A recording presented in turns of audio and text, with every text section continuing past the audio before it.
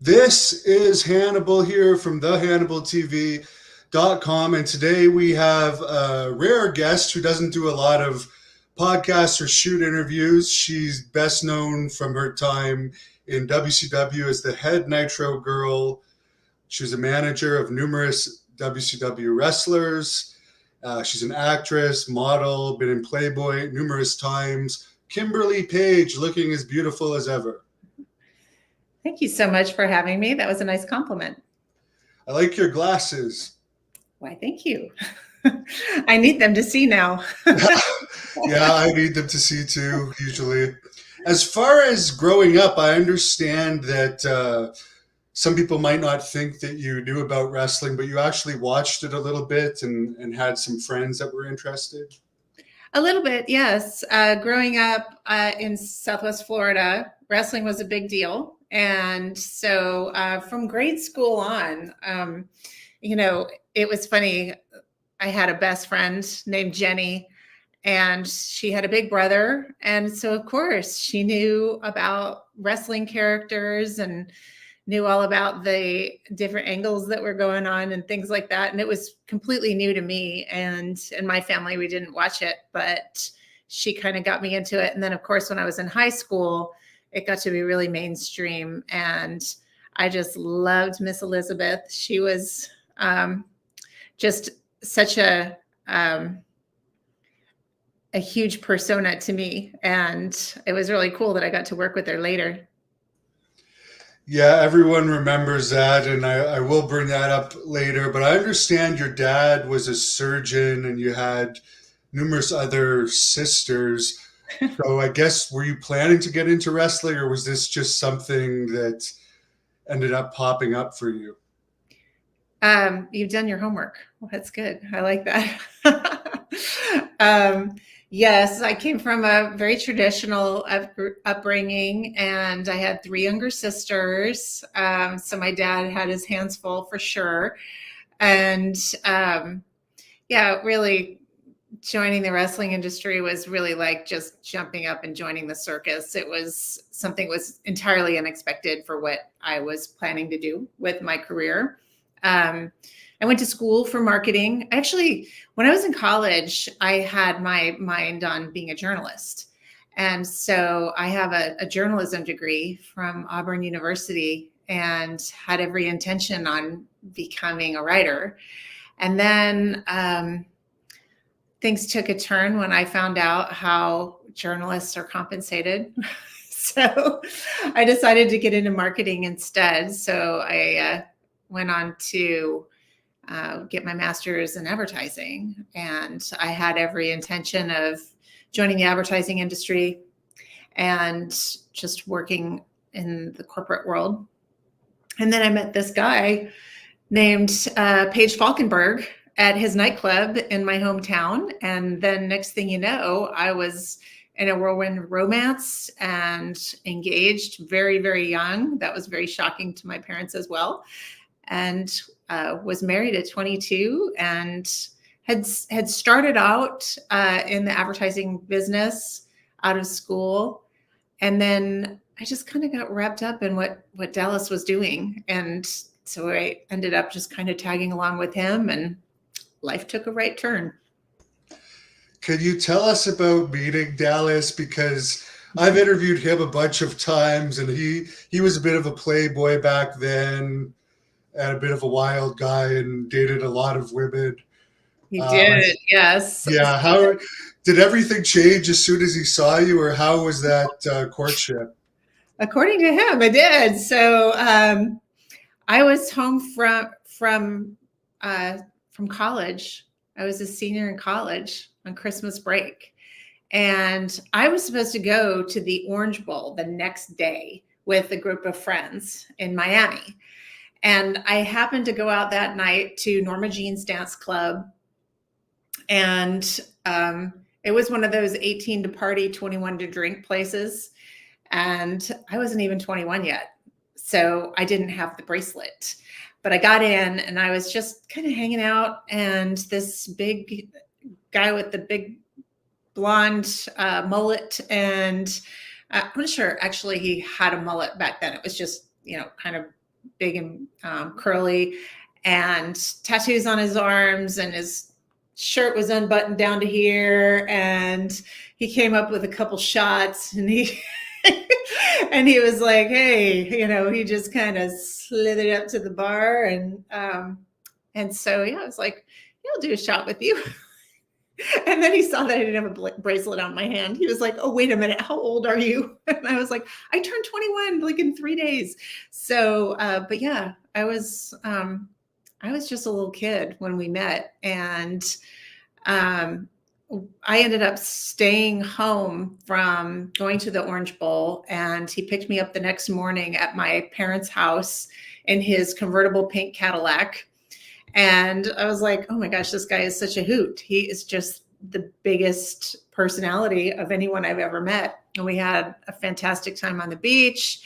We went paragliding. We just had a really wild, romantic weekend. And then I went out to school, and I thought, that was it. But he kept calling, and he kept coming up to visit. And so next thing you know, my last quarter of school was an internship. I could do that wherever I wanted to do in my area of study. And I decided to go back to Fort Myers and do my last quarter there so that I could spend more time with him. And that's when things got a little bit more, I don't know, more serious, I guess. And it was while I was in graduate school that he proposed to me. Was he already wrestling at the point that you guys met, or was that before he got into it? I know he was managing a little bit here and there. Yeah, he was managing. So while we were still dating and engaged, he had been managing for the PWF at the Federation in Florida for Dusty. And he would go up, I think, once a month to Tampa to film the tapings. And at the time, I think that he was working with Scott Hall. He was working with a couple of different tag teams. And I would just go up with him and just kind of hang out during the day while he did his thing. It wasn't until after we were married that he decided to go into wrestling full time. And I was, like I said, just out of school. We were living in Atlanta, and he went to work for Turner's organization. And that's when he started getting really serious about becoming a wrestler instead of just a manager. And he always had various diamond dolls with him, I think, even when he was a manager. Uh-huh. Were you hesitant to be a diamond doll at first because you're kind of his real girlfriend and you didn't want to be categorized as that? Or how did he convince you to start doing that? Yeah, I did have a lot of trepidation about it. I wasn't somebody who really sought out the spotlight, so to speak. So I was very reluctant. Yes. At first I didn't have the clothes. I didn't have any sparkly clothes like that. I didn't have like teeny tiny mini skirts. I was in work clothes. So I had to go out and buy like sequin stuff and get my hair real big, and everything had to be shiny. So yeah, I liked it. It was fun. And I got to be with him and travel with him, and that was really exciting. And I got to meet a lot of interesting people. But no, at first I didn't want to be thought of as a diamond doll, because I was just like, well, it's just kind of arm candy. I don't really know what that role is all about. So were they paying you like per night at first when you were doing that, or was it a contract offer? No, I think I had I think they gave me like $50. I don't know, something like that. It was really bad. But that was the nature of the gig. You didn't say anything. You had no lines. You just walked out there, stood there, and walked back. It couldn't have been any easier. I know that you and DDP were friends with Eric Bischoff, and you became neighbors. When did that relationship start to take place? I think Dallas may have met him in AWA. Yes, and they reconnected when he was doing a gig, I think, up in Minneapolis. And I'm sure he's probably told you the story of how they ran back into each other and almost got in a fight. And then we ended up moving right down the street from each other in Atlanta.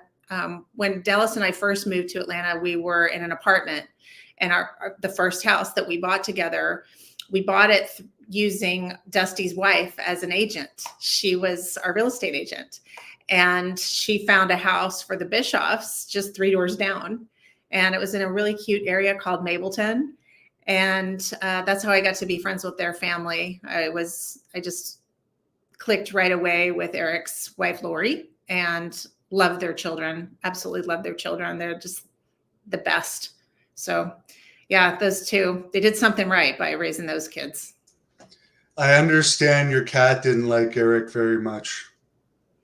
No. And he probably deserved it. He probably touched her or something, and she didn't like to be touched by strangers. So did the contracts come before or after you guys started to live on the same street? Let's see. Gosh, you're talking about a really long time ago. I've got to go back into the memory banks, but I think, yeah, we had been working at WCW for quite some time before Eric came in, and Dallas was struggling with his character because he really is kind of, he just throws everything, including the kitchen sink, at something. And so he had so many gimmicks. He had the cigar, the cane, the big, sparkly jackets, the diamond doll, the shtick, the whole, and when Eric came aboard, he kind of took a look at Diamond Dallas Page, the character, and said, "You've got too many gimmicks, dude. You've got to just kind of pare it down." And that's, I think, really, that was extremely good advice for Dallas, because he was able to pare down his character into a couple of really important things that the audience responded to. So it was a good move to have Eric advising him on how to develop his persona. At various points, you managed other wrestlers. Whose idea was that, and what did you and DDP think about that? Because the way that wrestlers are, sometimes I'd be a little bit hesitant to have my wife managing another guy. I just kind of did what I was asked to do. There were storylines that came up, and it gave me an opportunity to participate. And as long as Dallas was good with it, he kind of, he ran our show. And so if he said, "Okay, yeah, I think you should do this," then I did. So yeah, it was as simple as that. Someone wanted me to ask you what was the best and what was the worst part of being the booty babe when you were managing Brutus the Barber Beefcake? Ed Brutus is great. He was definitely the best because he was really fun, and he was trying to make the best out of the character. And so he was fun to work with. The worst thing was the moniker, the outfits, the whole gimmick was super stupid. And so it was supposed to be a very tongue-in-cheek kind of thing. And I'm not sure that I did it justice as a performer, because looking back at it, I could have had a lot more fun with it and been a lot more campy about it. I mean, it was campy as it was, but I could have really taken the camp to the 10th degree. But I don't know. Must have been taking myself really seriously at the time or something. But it was painful to look back on some of those episodes. But Ed and I did the best we could. Yeah, it's very well remembered, I guess, at least. I heard you say in another interview you were really involved in the behind-the-scenes politics. WCW was known as being political. We know DDP helped get a lot of people hired. How was it dealing with all the stuff behind the scenes in that company? Um, I didn't really, I didn't really think about the politics. Yeah, that's an interesting question. I'm surprised that somebody would have put me in there because I just kind of went there to do my job and be with my husband. So I don't really think about that. Other than when I had the opportunity to work on the Nitro Girls, then that was a different kind of responsibility because suddenly I had a bunch of people that I brought in, and I kind of took responsibility for them. And so I wanted to make sure that they, um, these were all girls that were from outside the business. They didn't know anything about being in the business. So I wanted to try to help them along. But other than that, I never got into the politics part. I know Dallas helped a lot of people in the industry, as he still does today. But yeah, he was always the mover and the shaker and the visionary, and he could see talent in people. He's been like that his whole life. As far as the creation of the Nitro Girls, is that something that you pitched to Eric, or is that an idea that he had? No, the credit really goes to him. I helped him figure out the how, but he was the creative mind behind that idea.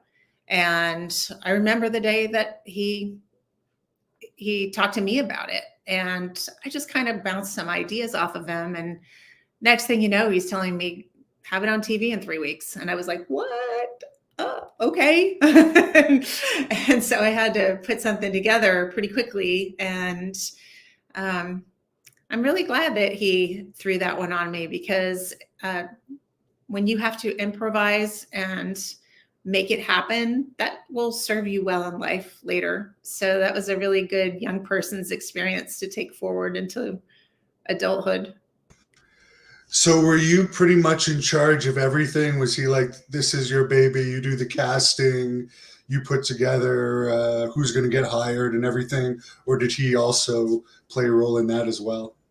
He played a role. I basically put together an assortment of people who were candidates, and I had a tryout. And I just said, okay, here's the group that I think would be good and that would make good characters for the show. And he took a look, and yeah, that's good. That's what I want to do. So I think I got a really good idea of what the vision for the concept was, and that in wrestling, people identify with their favorite characters. And so I wanted to make each girl have her own look and her own personality and her own character a little bit, so that anybody watching could pick their favorite and identify with one. And that would be just kind of a way that we would make the girls into personalities as well. Did you find that you became more popular after you were with the Nitro Girls, or were you better known as a manager? Well, so I think the Nitro Girls were really, really popular. And then when I decided to go back to just managing Dallas, the production team decided to create more of a character for me. So I did a lot more speaking part episodes and things like that after the Nitro Girls. Yeah, you're probably the best known female WCW personality, I would say, overall, because I think you had a longer tenure than Elizabeth there. Maybe so, but she certainly was a bigger name than I was, and was pretty much a legend in the business. There were a lot bigger characters, Medusa. The female workers were all pretty formidable. Sherry Martel, getting to work with her. Yeah, that was an unbelievable experience to get to work with legends like that. What was Sherry Martel like? Because she just had that dark side of the ring, and it seems like she was very similar in her real life. She was, I knew her as a really kooky person for so many years. And then she got sober and I got reintroduced to Sherry Martel.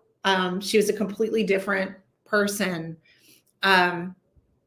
once that part of her life was past her. And I've witnessed that several times amongst some of my wrestling friends.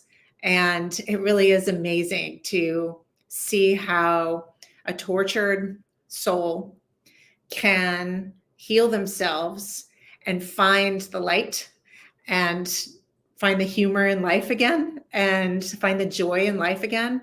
And that's just, it's an amazing thing. And I'm so glad that she didn't stay with us so, a whole lot longer than when I knew her that way. But I'm really glad I got to see her a few times before she passed. Was there any memory of working with her that sticks out to you?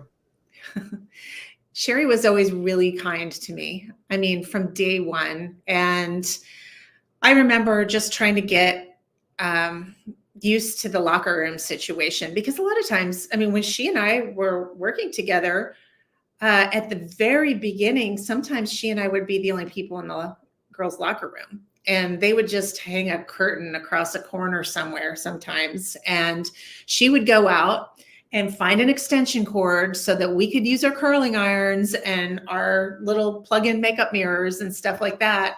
And yeah, she was a great, just teaching you how to work in a field that is not really like geared towards, or at least at the time, we didn't have a whole lot of resources or really acknowledged a whole lot in the business. But then she made it so. And that was really great to see what a strong lady she was. And she just would make things happen. She just pointed out, I need this, I need that. And she would make it happen for us. When did wrestling start having their own makeup people for women? You mentioned that you had to find plugs for curling irons and stuff. I'm going to guess that's somewhere around the time of the Nitro Girls. It was. And so suddenly there were a whole lot more women in the locker rooms. And at the same time, we were also working much bigger venues and fancier venues. So we'd be in hockey arenas or basketball arenas and sometimes football stadiums. And they all had the types of facilities where, the women could get their own locker room. And, we were shooting a lot backstage at the time. We were always shooting a lot of photography. So we bring in the makeup artist and the hair person, the glam squad. And so there were a lot of different times where it was every bit what you think of in terms of just being a really big entertainment business. So that started about the time the Nitro Girls got brought in. Lots of people on here are wondering how you got along with Miss Elizabeth. Overall, you said you were a fan of hers when you first got into it, then you ended up working with her. It's hard for me to talk about her without getting choked up. She was a real friend to me. Again, somebody who was very, very kind to me. And I can't think of a bad thing to say about her. She was just great. I could tell she had moved to Atlanta and she was not happy. And I was trying to get her to go out and do stuff with me. Let's go shopping. Let's go have lunch. And she was just isolating a bit at the time. And it wasn't long after that she passed. It killed me. It was hard. What was your relationship like with Lex Luger over the years? Because obviously that was a bad situation having those two together where they both were having those demons. But I know you trained at Lex Luger's gym and stuff, so you must have known him. I knew him very well, and I know him well today. I just saw him recently because he and Dallas are doing a lot of work together. And, addiction is a terrible thing, and it would be absurd for me to continue blaming him. There was a period of time right after she passed that I thought, well, I don't think I can ever be friends with him. But part of life is having the benefit of a bit of perspective as time goes by. And I had some realization that pretty quickly that there wasn't anything that he had done that would have changed that outcome at all. So just from my viewpoint, I could be way off there, but yeah, I got nothing but love for Lex now, and I'm so proud of where he's going. He's had so many health issues to work through in recent years, and he's the champion he's always been. The only thing I think he could have done when I heard the 911 call is if he had known how to do CPR, he may have been able to save her, because it didn't seem like he tried to resuscitate her from the 911 call I heard. But I never heard it. I would not have brought myself even today to hear that. Yeah. As far as Elizabeth's ex-husband, the Macho Man, you also worked with him. Mm-hmm. What was he like? Oh my gosh. Again, another huge personality. I mean, when that guy walked into a room, everybody looked. He was just larger than life. And he helped bring Dallas to a level of fame that neither one of us probably ever would have expected. So, you have to thank a lot of people in your career. And I know that Dallas has a great amount of gratitude for him for, as he puts it, putting a rocket on his ass. How was his personality? Because we always hear the stories that he was very eccentric, which a lot of wrestlers are. Was he fairly normal to you in your dealings with him? Who, Randy or? Yeah, Randy. Randy. Oh no, he's eccentric. He was always eccentric. You'd have a conversation with him, and at least me, my hearing has never been that great. It's really terrible now, but I'd be listening really hard to what he was saying. I was like, did I get all that? I'm not sure. I think I got the gist of what he was saying, but he was definitely eccentric, but in a good way, in just an amazing, lovable type of way. I heard that he would sometimes drink before matches, as some of the NWO would. Was that a real thing backstage at WCW? I know you guys were probably in separate locker rooms. Yeah, I wouldn't have known. Yeah, I was always in my girls area, so I wouldn't have known. What was the rules on the Nitro Girls dating the wrestlers? Because we've heard some of them say that they weren't really encouraged to, but it ended up happening with some of them. Was it ever addressed by you, or did you try and steer them away from it? I was told to steer them away, but obviously it's just people. So, people are probably gonna hook up, it's people. So there wasn't a whole lot I could do to police that. So, it was inevitable that people were going to get together. Did you have much contact with Nancy Benoit during the time you guys were in WCW together? I did. Yeah, I did. What was she Another like? very sad memory for me, because Nancy and I had a pretty complex relationship, but it hurt me terribly to hear about what happened. And that was one of the saddest days that I can ever remember, was the day that I found out about what happened. Complex in what way? It just, I don't think we ever really hit it off. I don't think she ever really liked me that much. And so, yeah, it was just a little bit strained. I would call it a strained type of coexistence. Do you think that was because you kind of got into the business easier than she did by the time she started making money?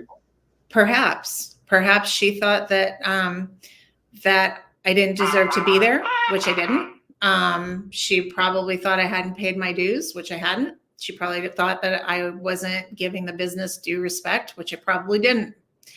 I was a kid. And so, yeah, she was probably right about a lot of those things. How did you get along with her ex-husband, Kevin Sullivan? I didn't deal with him too much. He was, obviously he was a booker. So he, everybody was, working for him, but he would kind of write the stories and talk with Dallas. And so I didn't really have that much interaction with him. All of the wrestlers were always, I would say cordial to me. So I didn't have any problems with Kevin at all. What about Sunny? There's always this story that you supposedly ratted her out for the Nubain syringe that was found in the women's locker room. But yeah, that's really hilarious because I hear all the time these like wildly inaccurate stories of the day that happened, and yeah, really stupid suppositions and really like untrue things. And I can tell you right now that I was not even there. I was working that day. I was out in the arena, as I was very, very well known to do. We would have Nitro Girls rehearsal, and then we'd finish up and we'd have, a couple hours of dead time. And I'd sit out in the arena and read a book. And that is what I was doing. And I came back into the locker room, and a syringe had already been discovered in the bathroom. I wasn't even there for it. And Janie had already been notified. And so I was just there and saw it. And I don't know how it got turned into, I ratted her out, I was the one who found it, because none of that is true. what were your interactions like with her? Obviously, she ended up doing some terrible stuff and is in jail for a long time now. But was her attitude all right back then? Yes. And in fact, I thought we got along really well while she was working with us. We talked about the SEC a lot because she was a Tennessee girl and I was an Auburn girl. And yeah, we were just a couple of young kids. We were about the same age and we were having fun in the wrestling industry together. We were both with our guys. We had a lot in common. So she was a smart girl. And so I can't figure out where that whole fable of our animosity comes from. It was probably concocted by one of you people in the media. I don't know. I have no idea. Well, you're getting the truth out now. What do you think about ultimately the tragic story of her in the end? Yeah. Again, I don't wish ill on anyone. And I heard about the sad set of circumstances that has befallen her. And I wish her the best. I want her to be happy and awesome. I remember her as awesome and beautiful and happy. And that's what I would wish for her. Someone has a good question. Do you have any crazy Juventud Guerrera stories? Were you there that time he was arrested in Australia? No, I wasn't. No, I don't have any crazy Hoovy stories, except Okay. he was great. Just what an athlete, what an acrobat. He would teach me how to do some gymnastic stuff. That was that was the craziest thing that I could tell you about Hoovy. No, he was always awesome to me. Yeah, I think there was that insane thing where he took angel dust or something overseas and got naked while he was in WCW. I don't know. I guess he was lucky there was no cell phone cameras back then. Yeah. I think there might have been a lot of times where the cell phone cameras might have been disastrous, but yeah, fortunately we were before that. I'm gonna guess you probably didn't go out much because like you were with DDP at that time, and I never heard of you having much of a partying reputation. But what would have been the craziest thing you ever witnessed with a wrestler? Gosh, I don't know. Pass. I don't Okay. know. I didn't really. Yeah, you're right. I didn't really go out and party much. Yeah, you always hear a lot of those wild stories, so it's probably better that you didn't do that. All right, I'll Here's, tell you one. I'll tell you one that okay. I remember. I was on a plane and Sherry Martel comes walking up the aisle, and all she has on is her jeans and a red bra. And I catch her out of my peripheral vision coming up the aisle and walking by me, and I was like, did she take her top off? Yep, she came walking right back. She went up to the bathroom, came right back down the aisle in her red bra, and I was like, you go, girl. That's hilarious. On a commercial flight. It was awesome. Someone on here is asking if you could talk about the issues with Scott Steiner. I interviewed him. I got his side. I got DDP's side. What's your side Yeah, of that whole that's situation? kind of been done to death too. I mean, come on. Yeah, Scott and I are fine now. And yeah, it was just a heat of the moment. Everybody's young. Probably everybody has pretty good amount of hubris. In perspective, absurd, So yeah, I'm not going to say anything else about it because it's been talked to death. Is that why you quit WCW though? It was a compilation of things. That was the straw, I guess. But yeah, I was already done before that. I was ready to stay home. Did you ever consider any like legal ramifications at that time because it was your workplace? But I guess DDP was still working there, so it would. This was before the Federal Labor Standards Act really came into play, and we were talent anyway. So I mean, it's not. Yeah, no. Would never have dreamed of like causing that kind of ruckus after all that had been bestowed on me to begin with. I was really gifted a great spot there, and never would have entered my mind to sustain that whole thing. Yeah, it just needed to get put behind us and move on. And Dallas did that very well. Were you shocked when you heard that Dallas attacked him backstage, or were you kind of expecting that, knowing Dallas? Well, yeah, and then that's the thing with these guys. And when you're a dumb kid, which I was, sometimes I'd get him fired up about stuff. Like, that guy just freaking, said something to me in the gas station and da-da-da. And I remember right after 9/11, I was on a flight 3 weeks after 9/11. And I was on a flight, and there was a drunk guy right in front of me in the seat, and he kept banging on the seat and like practically like hitting me in the face with his seat. And I was like, excuse me, could you like just, chill out a little bit? And he started yelling and cussing at me. And it took the flight attendants, because this was right after 9/11, 2 seconds to just charge up to him and tell him he was about to get taken off the flight. Well, we get off the plane. This is in Newark. And he starts in again. And it goes all the way to baggage claim. And I, again, stupid, should have just like let it go. And instead, Dallas, who came to meet me at the airport, I was like, You handle him. And guess what happened? We spend some time in airport jail after that because I, brought him into the situation instead of me being a big girl and handling it myself. And so, that I think today's theme is with time gives you a little bit of perspective. And so, yeah,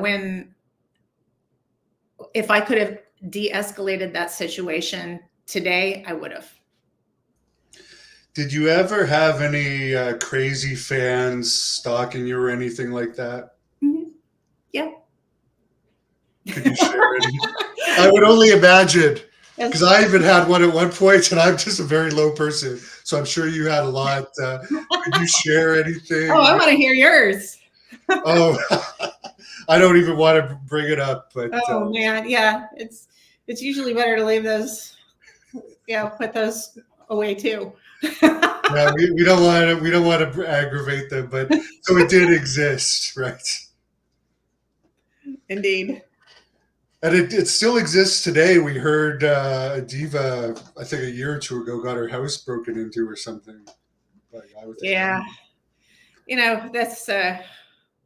that's always a risk. There's so much craziness out in the world now. Why invite it? So, yeah, you got to do the things you can to protect yourself. Someone asked if DDP was even doing yoga back when he was dating you. And do you do it?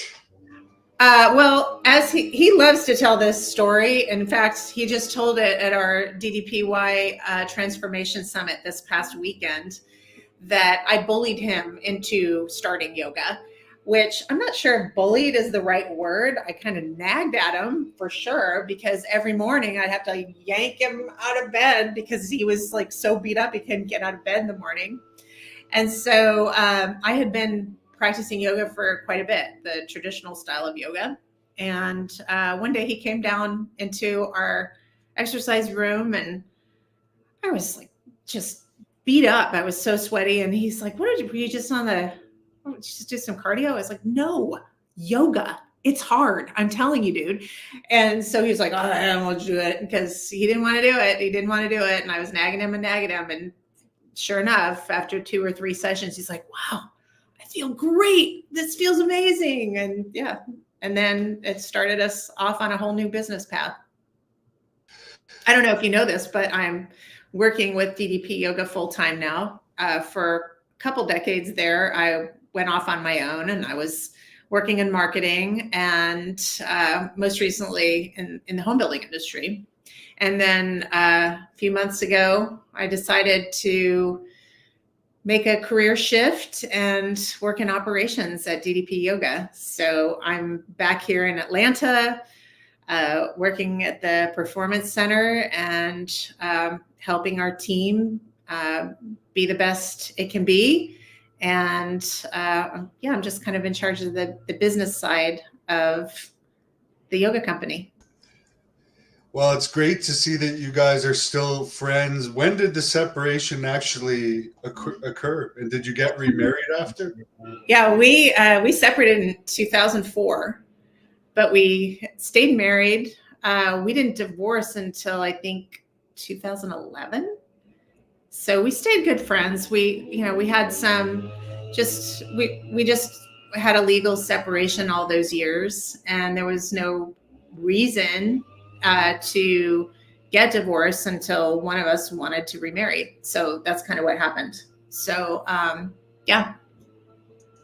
Did you ever end up having any kids or anything? No, no. I have furry kids. Oh yeah. Yeah, I've got a whole fleet of pets. That's always been my thing. A few people have on here have asked about your experience on the 40-Year-Old Virgin. Oh my gosh, such a fun film to work on. And it was a blast. Judd Apatow is just this fantastic director who really, he kind of runs his scripts as improvisational opportunities. So we didn't have we'd get a story outline for the scene, but then the idea was that you would improvise on set, and there were a number of takes that would happen. And so I had been on set all day. My short scene took very little time, but I was on set all day. So all of the speed dating was shot that day. And I was just, we had just terrible stomach aches because we were laughing so hard at Steve Carell. And he just, every single take would bring something new to the performance. And it was just a riot. And then it was my turn. And then it got weird and it got quiet. And I was like, oh no, this is awful, because, they were going to do the topless bit. And so they had to put up curtains. And I was like, oh no, all the humor and all the good energy has just been sucked out of your soaps. But Steve was just unbelievable. And he was like, okay, we're going to loosen up. We're going to break the ice and we're going to loosen up this whole situation again. And we did, I want to say we did about 20, 25 takes of that one scene.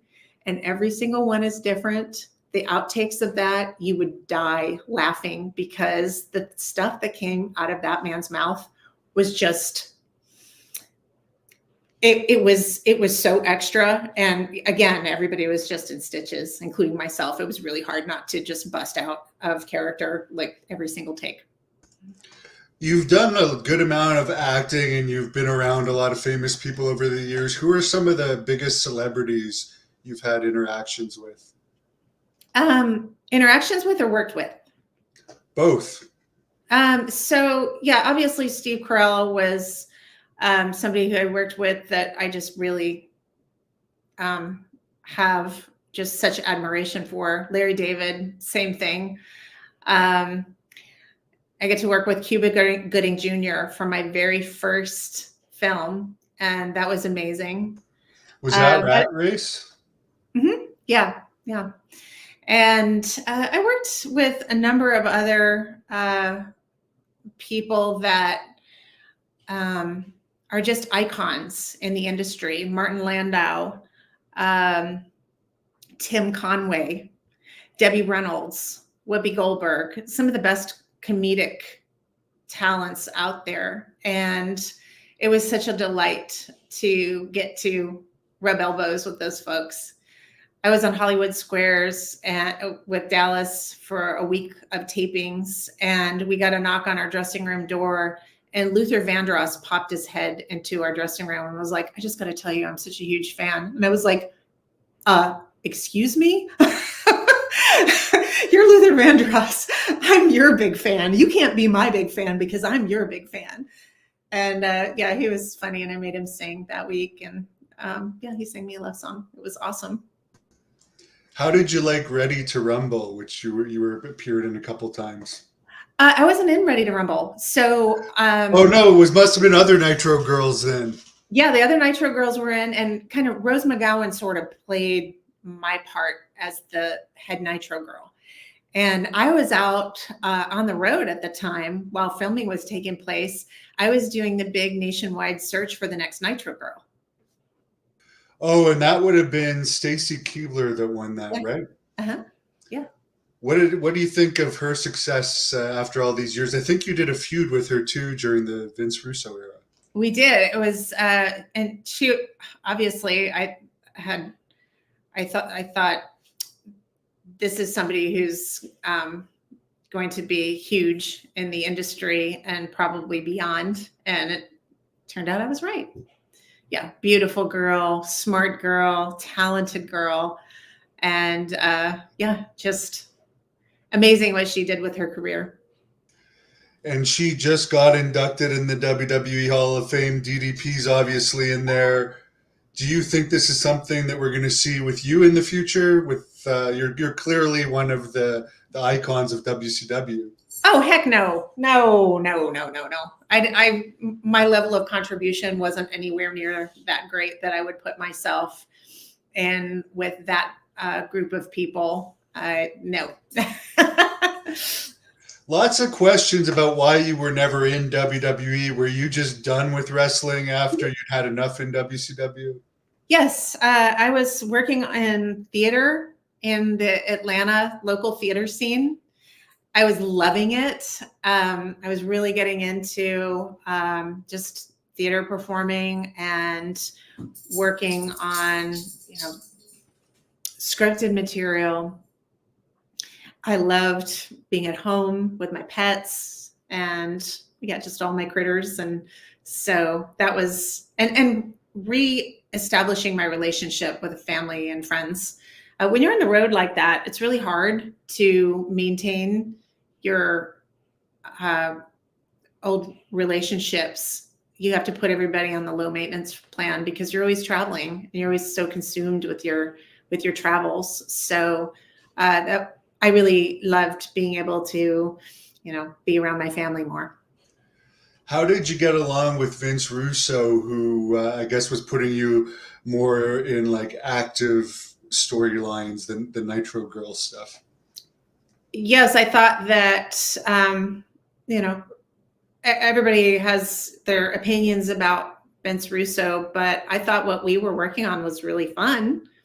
I enjoyed it a great deal. I loved being a heel. It was super fun, and yeah, just got to give me a chance to do some acting that I had not had a chance to do before at WCW. So I liked it, and I always got along well with Vince. I don't know. I don't know how Dallas feels about it, but yeah, I got along great with him.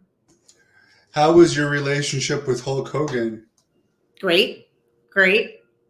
And I just saw him at the that he was in the Republican National Convention. I was like, holy moly, that is so funny because I do remember us being at, it was like a Planet Hollywood opening in Times Square in New York, and Trump was there. And I think he might have been a guest of Hulk's, or they knew each other. They greeted each other right away and we're hanging out. And I was like, yeah, he's not lying. That is a relationship that goes back a really long time. Did you happen to meet the Ultimate Warrior during the Warriors' brief Sure. stint? Sure. Yes. Didn't know him that well, but I knew him. Any stories? Because the fans of this channel love hearing about the Ultimate Warrior. Oh, well, he was an extremist too. And, just warming up for the show is all I remember about him. And he would be all glistening and shiny before he ever went out. And but I didn't interact with him that much. Do you have a favorite event that you were part of in WCW? Okay, so we had a couple of really unique events that stick in my mind forever. One was when we were in Sturgis and we had the pay-per-view in Sturgis during the bike rally in the summertime. And that was like life-changing. That was such an incredible experience. Not just the whole week itself and riding our bikes across the country from Wyoming to South Dakota and being part of the bike rally, but then having a live performance there in front of tens of thousands of people and having Dallas working with Jay Leno. And I'm sitting on the trailer with Jay and his wife. And it was just such a spectacular memory.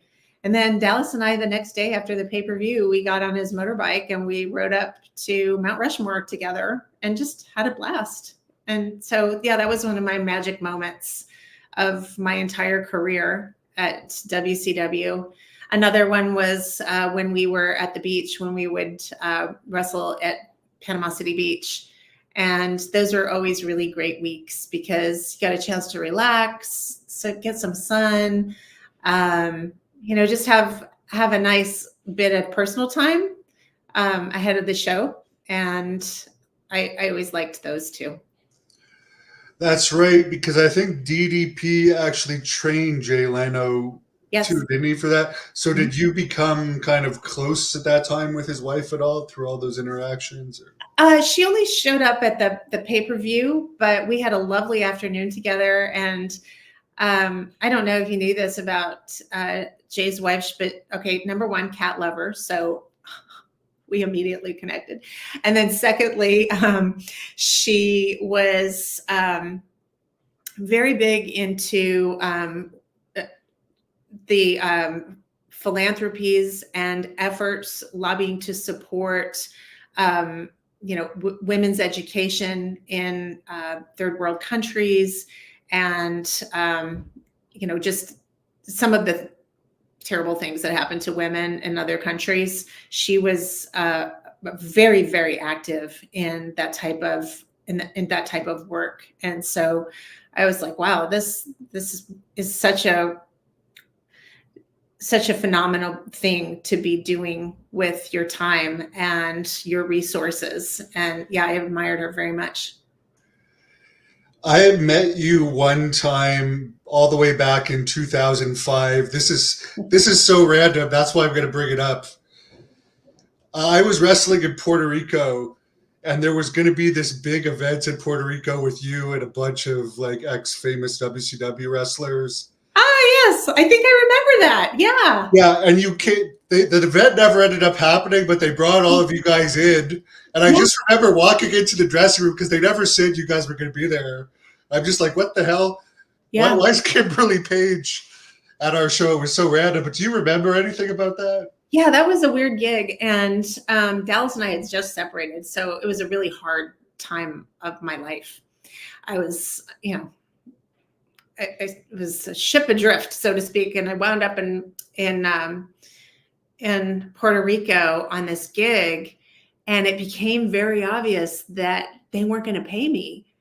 And furthermore, they didn't want to give me my plane ticket to go back. And I was like, no, that doesn't work for me. So I wound up flying. I think I flew myself back and my boyfriend, because I had a new boyfriend. And yeah, they were just like seriously offended that I brought a boyfriend. And I was just like, sorry, I'm a grown person, so I think I can do that. It was a really weird situation. And I don't know what, yeah, I don't remember what happened as to why they couldn't do the event, but something happened where it fell through at the last minute. Yeah, and maybe that explains why you looked pissed, because I just remember you were like leaning against the wall in the dressing room with kind of a grumpy look Yeah. on your face. But all they did was like parade you guys around the ring on that show, and I think there was a press conference earlier in the day somewhere. Uh-huh, uh-huh, And uh-huh. I heard it was being funded by like the Russian mob or something. I don't know if you heard that. It Oh was my gosh, really? it No, was that's the something first time really I'm hearing weird that. because they were going to like a 20,000 person arena. Oh my God, no, that's the first time I'm hearing that. Jeez whiz. Bushwhacker Luke told me that. Uh, So wow. Well, crazy business. yeah. Anyway, I just remember you looked great, but it was just like you never expect to open the dressing room door and be like, "What the hell?" There I am, Kimberly Page is here. all pissed off. Yeah, and I remember you were very tanned that day. You must have been really working on I'm yourself. sure I was. Yes, if I was in Puerto Rico, I'd probably spend some time in the sun. Do you have any social media or anything where the fans can follow you? No, it's funny. I really lead a very normal life now. Pretty private. I just go to work. I sit in an office. I mean, it's nobody would want to follow me on social media because it would be very boring.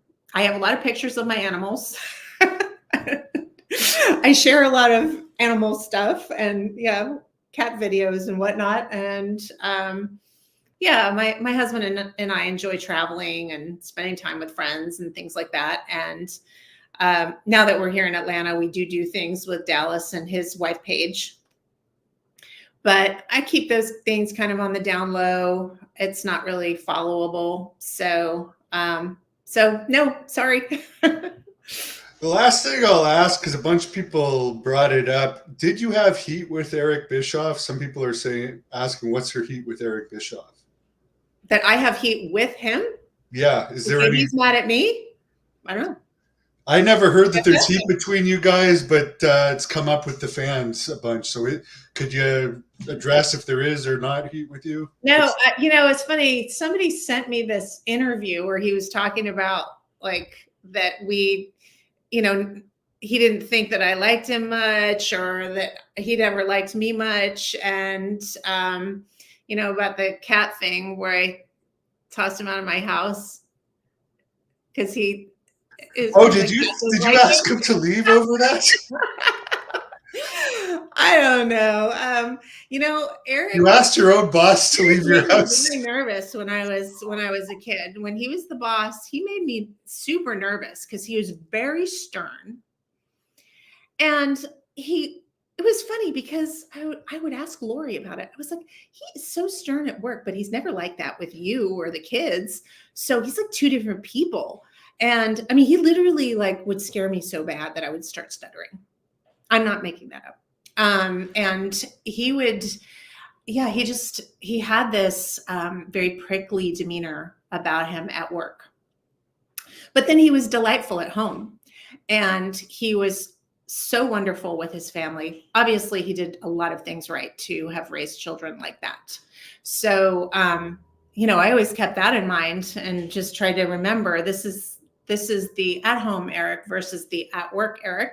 And he had a lot, in his defense, I'm sure he had a shitload riding on his shoulders at the time. So perhaps if it had been, somebody who was thinking a little bit less about herself and more about, well, what's going on with him, then maybe I would have been a little bit more generous.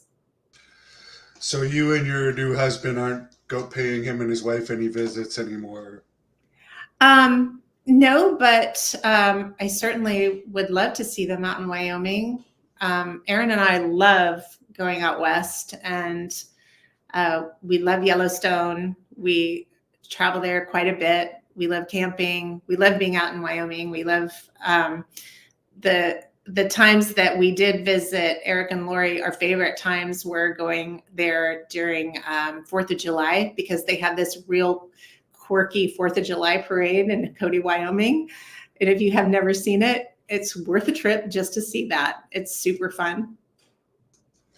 Very good. Well, I'd like to thank Greg for hooking us up, based in Miami, Florida. Greg, my man. Shout out to Greg.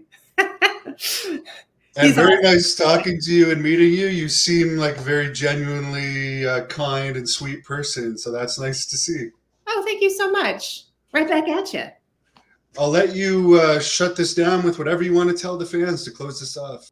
All right. Well, just thank you so much for your support. I'm always amazed at how kind people are when I do the occasional autograph signing, how nice people are to me when I go to those. And it's great to relive the good memories of my wrestling days.